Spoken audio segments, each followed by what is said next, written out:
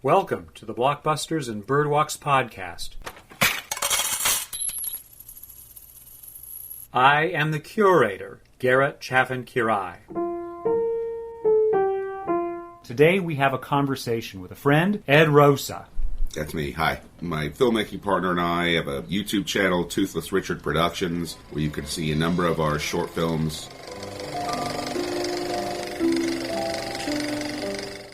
They really shouldn't hold the Oscars until 10 years or more after those films were released, because so many films that are now regarded as important were overlooked.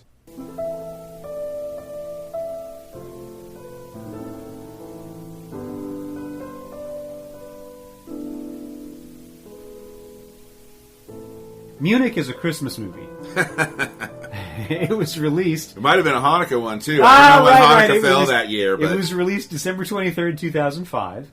I know that I went to go see it very soon after that in theaters by myself. It was one of my child breaks from being the home caregiver for my then toddler daughter.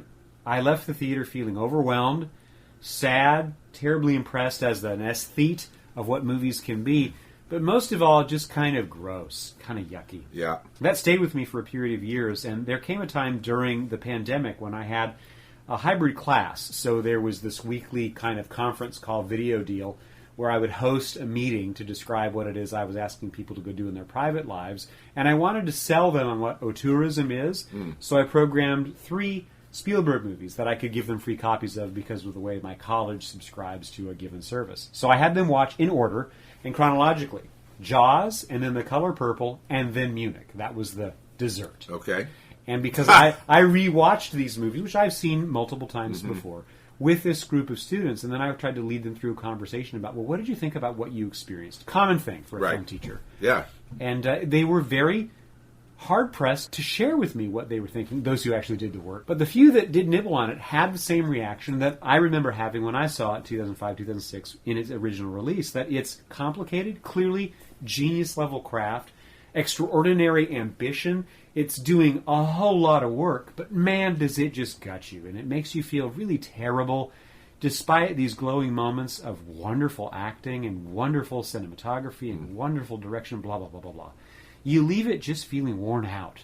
And in fact, when I go into talking about it with others who have not experienced it, like you were some time ago before I said, we got to watch this, it's always knowing that I'm going to make somebody else feel that pit that I'm firm you're going to feel. Am I right? Did this movie leave you kind of hollowed out? It had me feeling like really kind of like frustrated. And I've thought about this before when I've given serious thought to joining organized crime. The paranoia.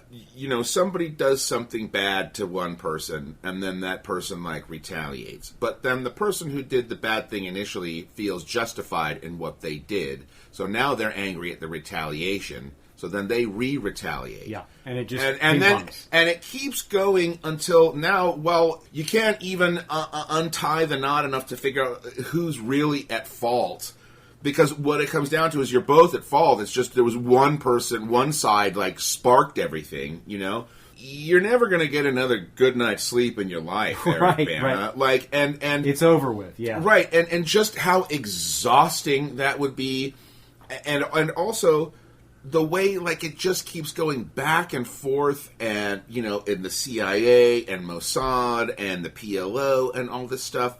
And in a way, even though these are people that are operating at, like, the highest levels of government, also, like, the circle of people that are actually involved directly in this stuff is so kind of small, it almost seems kind of, like, juvenile in a way. Just, like, keep killing each other. And I'm just like, can't we just stop it?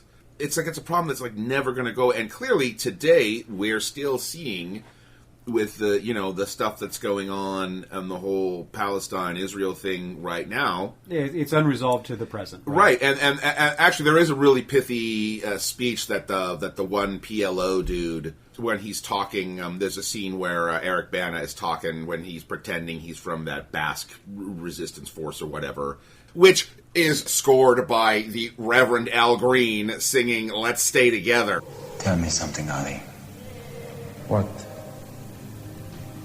Do you really miss your father's olive trees? Do you honestly think you have to get back all that nothing? That chalky soil and stone huts? Is that what you really want for your children? It absolutely is. It will take 100 years, but we'll win. How long did it take the Jews to get their own country? How long did it take the Germans to make Germany? And look how well that worked out. You don't know what it is not to have a home? The structural excellence of this movie, and this I credit to Tony Kushner and Eric Roth, who wrote this. So what we're seeing in the open of the movie is the Olympic Village as it's being attacked by these terrorists who literally hop the fence, capture the athletes, and then murder them.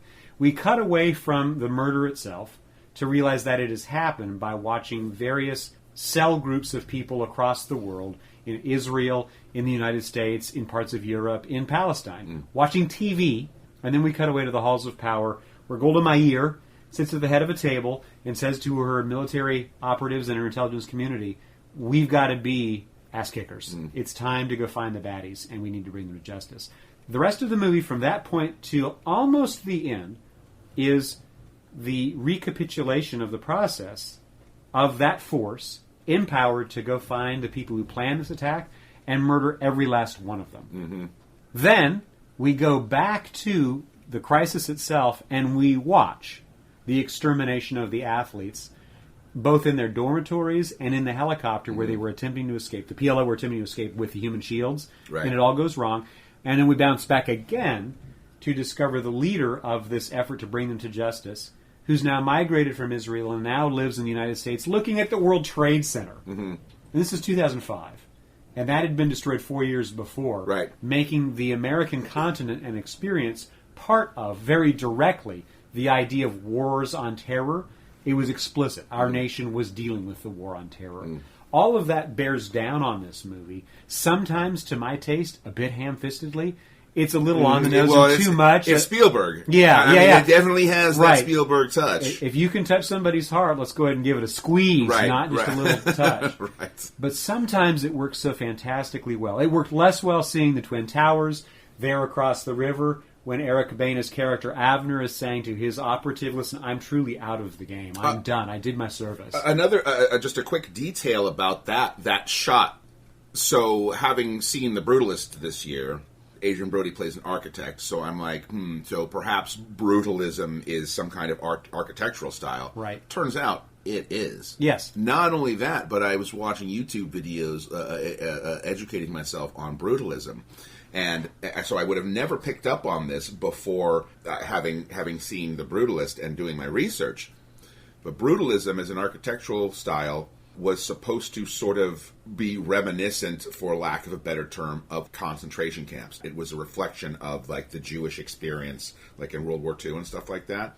And that shot where Eric Bana is talking to Jeffrey Rush, and you can see the Twin Towers, there's also these buildings right here that are... in the brutalist style? Yes, yeah, and considered among, like, the best brutalist style buildings in the world. So I would have never realized the significance of also having, like, the World Trade Center and this landmark of brutalism, which is supposed to reflect the Holocaust, in the same shot behind them. Because then when they walked away, I'm like, hey, that's that brutalist building right so there. It's 20th century Jewish experience placed in one image as we watch the star of this movie about this terrible crisis in Jewish life. Decide, I have to wash my hands of a piece of this because I've done the work I can manage, and I need to now pull back and have my humanity.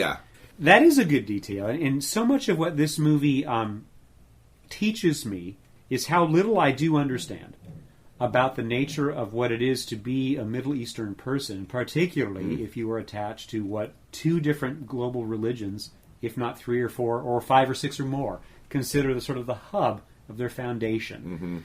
And that is to say, it's awfully difficult to side firmly and always with the Israeli Jewry and how they conduct themselves. And it's awfully difficult to always side with the Palestinian Arabs and what they think they're all about. And it's awfully difficult to know where Christianity fits in. And it's awfully difficult to find this group and that group. And this movie makes a set of choices, aesthetically and otherwise, to just sort of segment all of that stuff, which is present. It percolates in how the people make references, what they're wearing, how they joke with one another, the allusions, like this note you have about brutalism, which you have to be in the know to grasp. If you're not, what you need to accept is that you're watching people who are in a vengeance story. If you're hip to some of those layers, you're watching a whole bunch of other stuff too. Among them, let me just spring a couple of details that sort of pop off. There's a phrase that I really enjoyed learning about when I was a younger person, and that was overdetermination. How you make a character, but the character is this, and they're also that, and they're also this, and they're also that, and they have all these characteristics that are overburdening the character with the weight of their circumstance. Herek Bana plays Avner Kaufman, and he's an empowered government operative who's meant to go roll up this ring of Palestinian Liberation Organization terrorists who killed these Israeli athletes in Munich. Okay, blah. There he is. But what is he? Well, he's a military-trained guy who's brought out of his civilian status to go on this adventure. What else is he? Well, he's a married man. What else is he? He's a father-to-be because his wife is hugely swollen and pregnant. What else is he? He's a hell of a lover. He makes her come. Yeah. Right? What else is he? He's capable of murder. What else is he? He's capable of espionage. What else is he? He's super handsome because he's Herek Bana. Yep. You pile all of this on, and then you watch the guy go. Now, I don't know how accurate all of this is. The movie begins by saying this is all based on real events. It doesn't tell us which ones are true to fact, which ones aren't, which one have license because we need it to be a movie. Yeah, I did some research and found out, but apparently it is mostly accurate. Roughly in the wheelhouse of truth. Which I actually have some problems with, but we'll come back to that later. Yeah, so all of that that's quite a thing to watch. And when you have this overdetermined character named Avner, played by this Australian actor named Herek, with all of these attributes that make him kind of the centerpiece of the story, you can stick to just that and not pay attention to anything else. But then there's Gold in My Ear, right? And then there's all of the sort of physical realities of 1972, and I think the movie's story runs for several years as they're running this investigation. I think it's like a year and a half or something. Okay. I think by the end, because I was like, okay, well, I know they're compressing time here, but we're not given, like actual, for the most part, it's not like 4 months later, or I think it does that once, but, I think it ends up being like a year and a half or something, if I'm not mistaken. And then if we're close to the story, and we pay attention to the clues on the walls and the wall calendars and what people are wearing, and if we were really down in the dirt of how costume works and the props, we would know where we are almost exactly, and that's part of the magic of production design. We can map the 70s against this movie. Yeah. Then we can also sort of recognize the global experience of Jewry is not just one ethnic type. It's not just one racial category. It's not just one religious presentation. No. It's not just one anything, because this band of people that he collects around him to hunt down the baddies, they represent a whole bunch of different people, played by actors, which I respond to. I feel like this was the first time I noticed Daniel Craig. I'd seen him before, I know that in retrospect, but he hadn't yet become James Bond, but he's on screen as one of the guys in the crew. Yeah, I was like, oh, I didn't know he was in this. Right. Jeffrey Rush, as you said, is sort of the control of this intelligence unit to sort of help them deal with their problems that are going to show up. Sharon Hines shows up, and I just love that guy. Yeah, me Irish too. Actor. He's the reason I wanted to see it Yeah. to begin with, because I was like, he's so great in everything he does. He brings a certain gravitas and humanity. I believe that he is seeing the ambiguities of life and making a path. And the characters frequently pontificate on ambiguity and say things like, bad things are going to happen, but they're mostly going to happen in the stead of right behavior. And I'm willing to be the bad thing acting because, well, I need to right the world. They're always talking about this stuff. And I find that's a thoughtful consideration that adulthood allows me to think about. Just jumping back a step. If I had seen this movie and been 15 to 25 years old, I think I would have found it terribly boring and confusing. It does. I can definitely see that. Well, especially depending on your sort of historical literacy. Okay. If you had, because I at least had a sort of a bit of an idea of, the history and the politics of the time and stuff like that. So if you didn't have that as well, it would be really confusing. And what's this all about? Yeah. But now being, as I say, a proper adult, so-called, who's seen this movie multiple times across the now decades since it was originally released, I can report that I find it intensely interesting and intensely well-designed and intensely pleasant to listen to Tony Kushner knows his way around words. And the trust that Kushner with Spielberg have developed through multiple projects, it pays a great dividend. Eric Roth knows his way around words. You put all that together with the crew of people that Spielberg has been working with over the years in key positions, like John Williams writing his music, and Kaminsky doing his cinematography, and Michael Kahn being his editor. I mean, these are people that they know how to finish his thoughts. And they can bring the whole thing to life magnificently. So this is a wonderfully produced movie. There is absolutely no way to complain about its production value, its technical expertise, the trust that I have that it's all being conveyed properly and clearly. It's just that at its core, it's so deeply exploring the pit in human soul of our willingness to do terrible, terrible things in the face of vengeance because we feel so wronged that we will inflict the ultimate pain on others. And we will do so with the complete justification that our side is right. Right. Even while recognizing that there's another side. Right. You either die the hero or live long enough to see yourself become the villain, right? Yeah. And those conversations they were having, like, it's so true. Like, if you feel morally justified in retaliating against somebody for some offense they've committed, but then you're committing the same offense to them, to me, you lose any kind of moral high ground, because should we not, like, lead by example? How are we better if we will do the same thing to people? That's right. Like, are we better just because they did it first, so it's fine now for us to do this? And also, on the flip side of it, it's the only thing you should fight about. Your ongoing ability to live somewhere with peace right. and not be harmed by it. Right. It's so difficult. And I'm an outsider, so I'm judging it largely through aesthetic works like a movie. So what's my stake in the sand? I mean, it's almost insignificant. Except that I've got a small voice through a podcast like this to express an opinion about a piece of art that's reflecting on a lot of really very serious stuff. Nonetheless, we do have to recognize that this movie is wrestling with those questions. What is the right thing for us to do? What is the right thing for any of us to do when we face these obliterating things? And the movie does a pretty good job of feathering some of those details in from time to time. The trouble is, though, we're watching Avner and his Mossad cohort hunting down the masterminds, and we're watching them take some pleasure in that until they see the consequences of what they're doing. Right. And then they recoil with the disgust of realizing they have become the monsters that haunt them at night. There's a scene, one of the victims, I forget the character's name now, but he's seemingly a prominent businessman, a family man, and they've wired his place to explode. Oh, yeah, the telephone, yeah. And there's a child keeps running back and forth, and they start to lose their minds, like, oh my God, we're about to kill a little girl. You're right, you're about to kill a little girl. And if you don't kill the little girl, you're going to blow out this man's office. You could hurt people who are literally innocent of anything else, because he doesn't live in a homeland associated with these crimes. He lives abroad. And it's extrajudicial. You haven't sought permission from this country to do this act, which is a form of terrorism, if nothing else. Right. And all of that gets layered in. There's a moment, I'm peppering just observations that I remember, right? Avner is preparing to go into the field, and he removes his wedding ring because he can't now be bonded to something that's not the mission.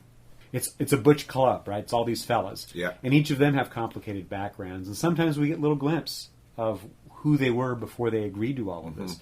We get a little sense of why they are so motivated to contribute to this, what they're hoping to get, if anything, from it. And one by one, they meet with calamitous result. A few of them are murdered in response. They are killed by the people they're trying to kill for those people having killed other people that they were trying to kill, and on and on. Which is funny, because then their whole mission they're on is futile in the first place. Okay, so we're going to go kill the masterminds, and then what? They're going to be pissed. They're going to come back and kill us. Right.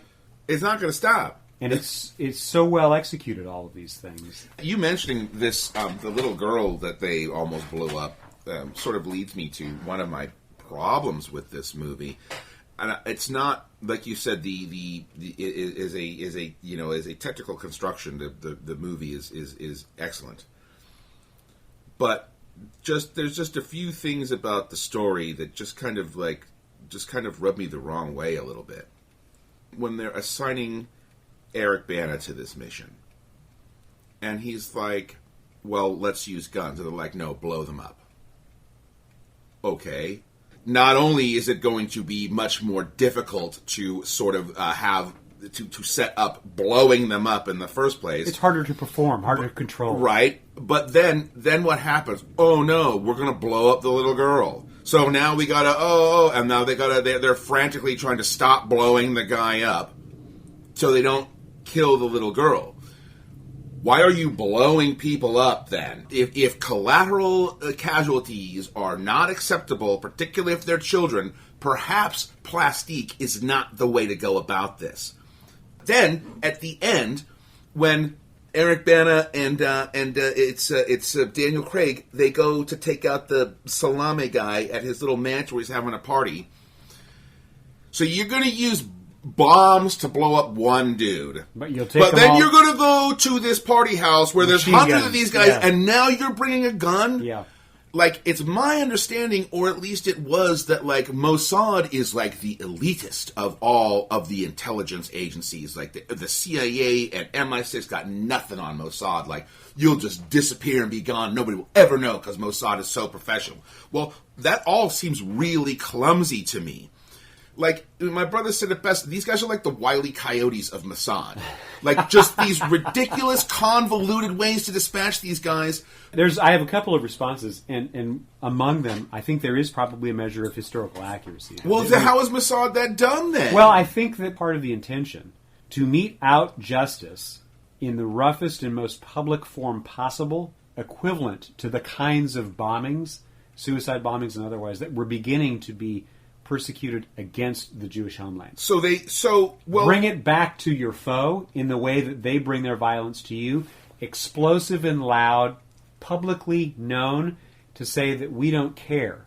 The cost of bringing one of yours to death is worth all the collateral. Right, like we'll kill children? We will do it all. Well, see, then how are you the good guys? Well, it's no longer a moral question. It's a question of how bad can I be? Because if you're going to tangle with this wolf, I'm going to rip off the head of everybody you've ever met.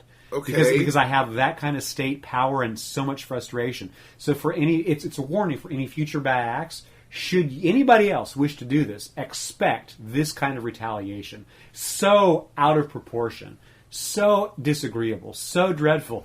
But then why would anybody else continue to ally themselves with the Israeli cause if you could potentially be the site of one of these counterattacks? Because that's the thing. They gallivant all over Europe trying to hunt down these guys, blowing stuff up wherever they go, damaging a lot of property, if not also people. Right. So why would you want to allow a rogue state to act this way without respect for international borders? Well, you wouldn't want that. And the response, I think, from the Israeli military and political leadership is, we're having to host this all the damn time. So you should all just enjoy a taste of what we experience to help us learn to control what we're facing. And if we arm ourselves in such a way, if we deliberate in such a way, perhaps all of it can be calmed down as long as everybody understands that we will be the biggest fight in this party if it goes wrong. Well, then, but that seems to me but then why all the secrecy then? Well, if they want it to be if they want it to be so obvious, like, hey, you mess with the bull, you're going to get the horns, right? But then, like, all of this sort of secrecy about it, like, not publicizing their success in finding the bad guys, right? So not opening news files, not doing press junkets to make sure that, hey, we got them. This attracts no attention from any kind of law enforcement. Would there be no police trying to track these guys down? Because it seems like they really, there is no sort of threat of any kind of actual, like, official legal retaliation for anything they're doing in a country that's not theirs. Perhaps that's an intentional and not a flaw of the narrative or the flaw of the historical truth, but rather a revelation of that historical truth. That there isn't any law enforcement vehicle that can do anything which allows these extrajudicial killings to happen. There isn't going to be a beat cop to come around looking for shell casings. Right. There's not going to be a chemical specialist who's going to be looking for bomb residue to trace where the plastique was manufactured. And, there's nobody going to CSI this thing. That's for a later generation.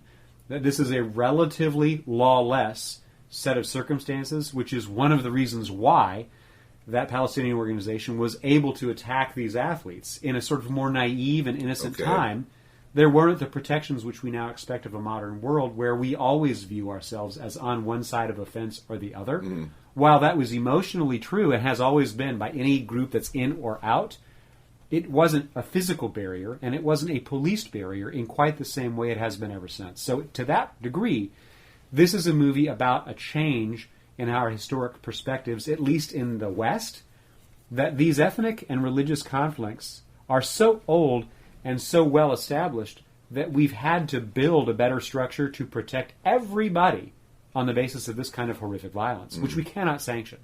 It is not acceptable that Baina's crew does these things. For a few of the targets that they quote, hit, unquote, it's enjoyable because we know the people they're bringing to justice, rough justice though it is, deserve it. Right. Because we have an impression of what they masterminded. By the time the movie concludes and we actually see the recreation of that violence, yeah, they deserved it. Yeah, I'm glad they're dead. And that creates a different pit in my stomach.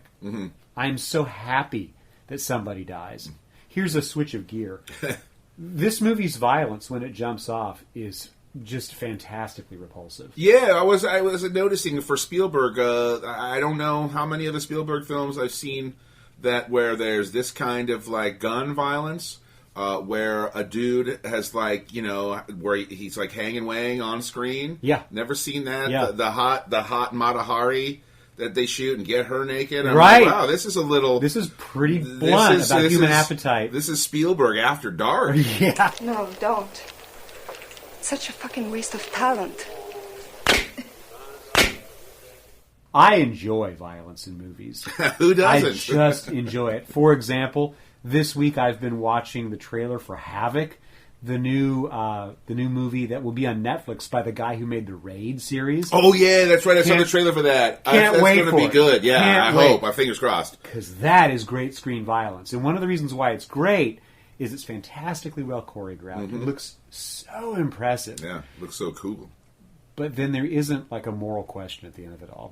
The bad guys are cutouts and they're going to die. That's the best thing. That's what you got to get rid of this moral ambiguity Totally. thing. You got to let's just have it black and white.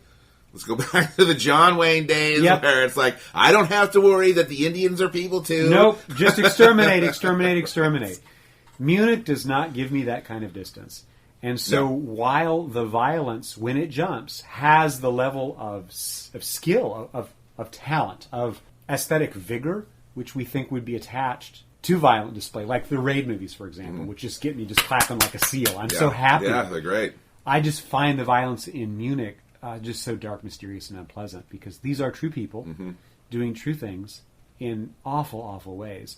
And they know that they're doing is terrible, but they still feel compelled to do it right up until they lose their appetite. And every one of them in this crew, all of them lose their appetite. This doesn't benefit my family that was killed in the Holocaust, which drove me to become an Israeli in the first place as the foundational generation.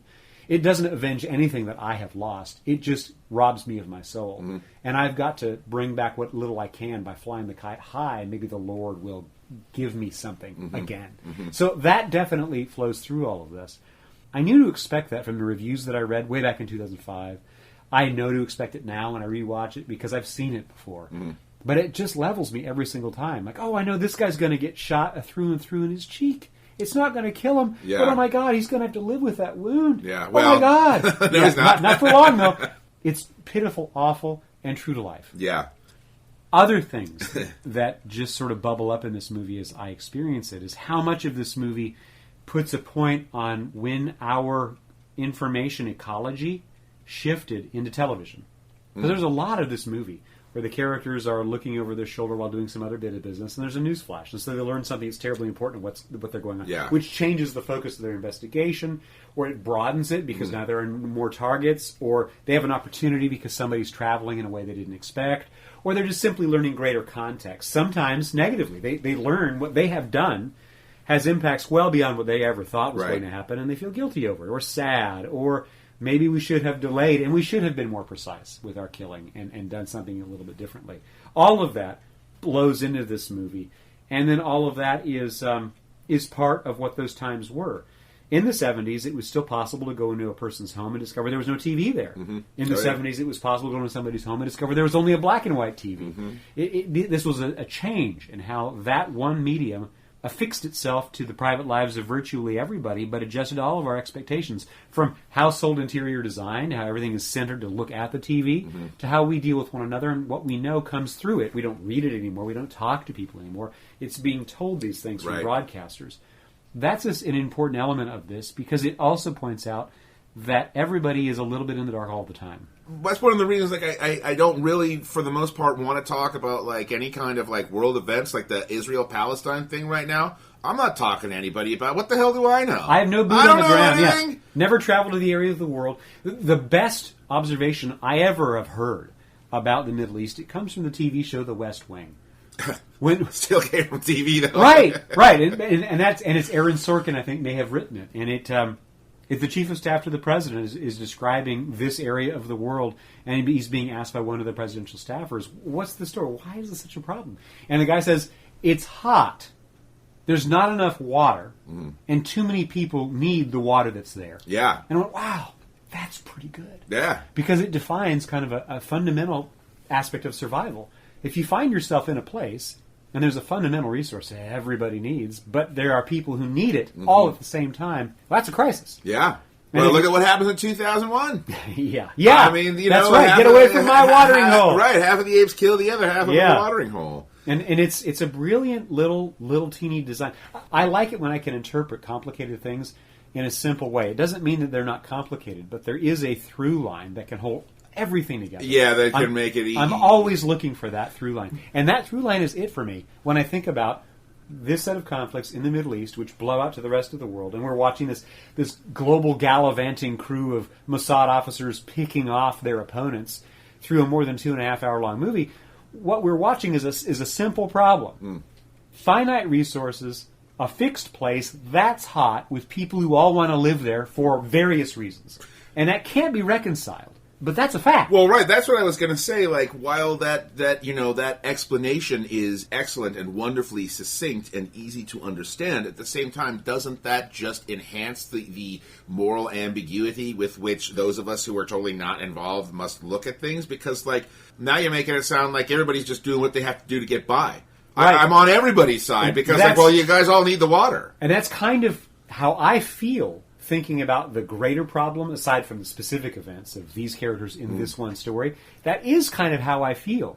Well, yeah, enough empathy with all parties to imagine that everybody's got a claim here that makes some measure of sense. It's just some groups have greater power to enforce their position at given moments in time and police the outcome. Yeah. Until they don't. Right. And I guess killing the other person is, that's a solution. It is a solution, and a fairly simple one on the surface, I suppose. But, at the same time, it's like, well, so that's not really a solution exactly, because then how long until it's you?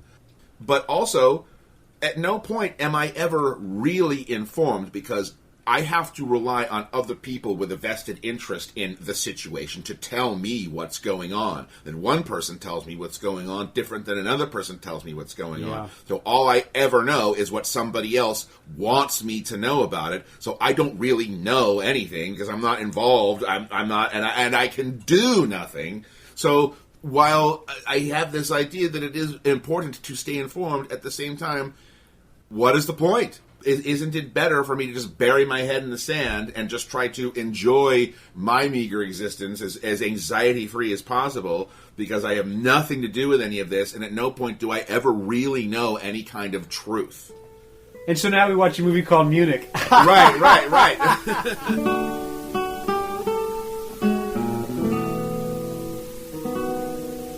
I had this friend in New York, and he had this, he's a Jewish American. He had this thing like, Jews are considered nebbishy, nerdy people. But he was always like, I like a tough Jew. I like a pugilistic Jew. And he was consequently very partisan towards the Israeli position on anything. Mm-hmm. It was always the correct position. What this movie does is it makes that kind of muscular Jewish identity the foremost position. And while Bana is that kind of a guy, hosting certain sort of pieces of muscle, I mean, Daniel Craig's there to be an enforcer. around them, they've got these nebbishy inventor people who are trying to come up with the tools of the trade. Yeah, the toy maker. Right, and we get this impression of how it is you go about doing espionage until the violence jumps off, and you get these sequences of just masterful editing and all the stuff that Spielberg's machine can go do. My point is, this movie's success emotionally is partly because it offers us the tough Jew stereotype that my former friend always wanted to see. It gives us that in spades. The Jewish people we meet are capable of defending themselves. But at the same time, it makes them aware that defense is not always the only thing. And these men battle with one another. The nerdy ones versus the more violent-prone ones. Who's going to have the upper hand in a given circumstance, in a given hunt? And we're hopeful that it's kind of their combined efforts, which is why it's an interesting little kind of a combat movie. You know, you got the squad, and it's got different parts, and each of the parts has a different sort of skill set. Right. There is, I guess, a theme that runs through this movie that's troublesome. Is disposability.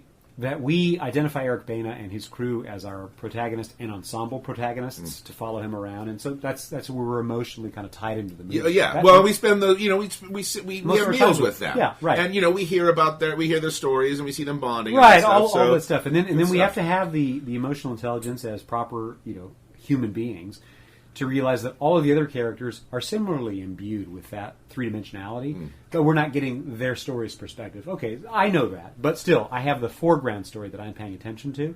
By the end of the movie, it's not perfectly clear who the puppet masters are. We thought we knew who they were, right? Because we thought they were the ones employing Bana at all to do the job that they're doing, but in fact, it goes deeper than that, because the puppet masters that we meet have puppet masters in control of them, right? Puppet masters in control of them, on all the way down. And everybody at every level is potentially disposable, depending on a switch and who the puppet master at the bottom of that whole chain might be. But that person's changing constantly.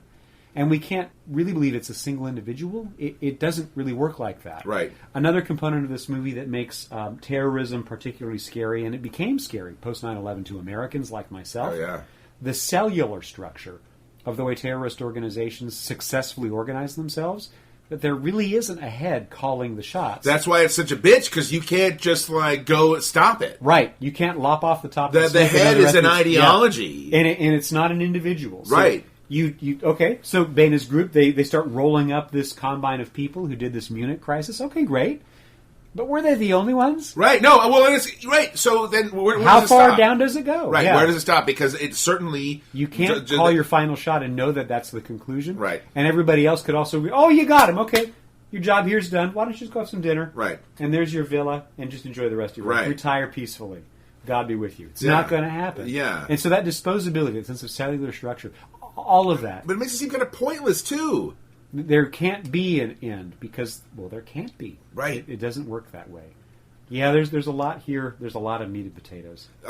Actually, it's funny that you would use that expression, because I was about to say I might have got the brutalist building symbolism, or think I did, but it's clear that food also is a significant thematic element in this film. However, I can't figure out why. The sumptuous meals that we see Eric Bana preparing that and them sharing together. He makes the meal. He makes right. it, and it's beautiful and plentiful.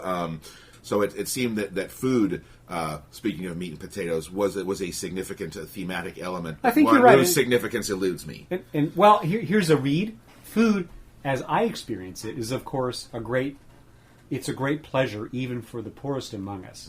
Well, yeah, for those of the most downtrodden, possibly like the only more so one. than anything else. Yeah. Right? Because it is often one of the only affordable luxuries that most of us can generally get our hands on, and that is something to eat. And so when something really good is offered, or that is well prepared, or clearly done at a kind of a high level, both of nutritional value but also of flavor, it's quite a thing. And it's laid as a gift. It's an offering to encourage identification, loyalty, fidelity, interpersonal bonding, and recognition of time. The offering of time. And as a consequence, the payment of that time's offering to elicit subordination. That's how I read Bana's behaviors. And each time he's offered something and refuses it, he's refusing the yoke. Right. And so finally, when he is in the counter position to offer something, he's trying to collar somebody and bring them to his position. And to the degree he refuses it in others, it's what he's trying to make sure, I have distance from you. And how am I respecting that distance? I'm keeping you closed off. I'm keeping you closed off because I'm not accepting the food. Right. I'm instead offering food. Food has a lot of value. Okay. It's not. It's also beautiful to photograph. You know, getting red wine to Yeah. look right on screen is Yeah. difficult to go do. I mean, lighting does things to stuff, and it looks. You're right. It looks terrific. Yeah. Makes me a little nibbly and hungry. You know, I actually just thought too, perhaps because with Eric Bana, we have these large meals that not only look delicious but look healthy and nutritious. Yeah. Whereas with Jeffrey Rush, we just have like these sweets, These desserts, which yeah. are nutritionally valueless, and he even comments on how sort of bad they are for you when You're he's right. eating them initially. We know that that Mossad and Jeffrey Rush are ultimately pointless and empty, as they're represented by the baklava, which might feel good in the moment, Yeah. but will do nothing for I you think in that's the long totally run. appropriate. But You've answered bad your own stuff. question of what does the food mean. There it is. That's a good read. And I was just going to say, too, because I know the film concludes with some, like, intertitles about, you know, sort of what happened. But really, the final one should have just said, Be excellent to each other.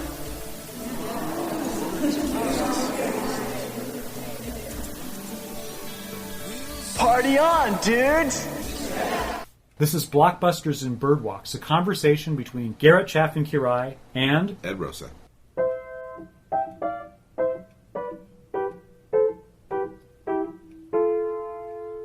Boop boopity doo.